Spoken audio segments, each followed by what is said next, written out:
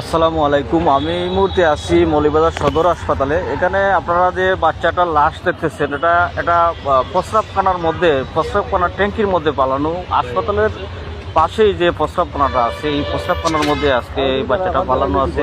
অনেক লোকজনই দেখার পরে এখানে আসে দেখতেছে। একদম তরতাজা বাচ্চাটা প্রস্রাবখানার ড্রেনের মধ্যে পড়ে রয়েছে। আসলে মানুষ কতটা জঘন্য হলে এই ধরনের কার্যক্রমে অংশগ্রহণ করতে পারে? একটা নিষ্পাপ শিশুকে এভাবে একটা অপবিত্র জায়গায় রেখে গেছে। আসলে দেখে কষ্ট হয়। আপনারা ভিডিওটা দেখে শেয়ার দেবেন, কমেন্ট করবেন। আর এ ধরনের যারা জঘন্য কাজের সাথে জড়িত তাদেরকে ধিক্কার জানাই আমরা। ধন্যবাদ। পুরো ভিডিওটা দেখে আপনারা মন্তব্য করবেন।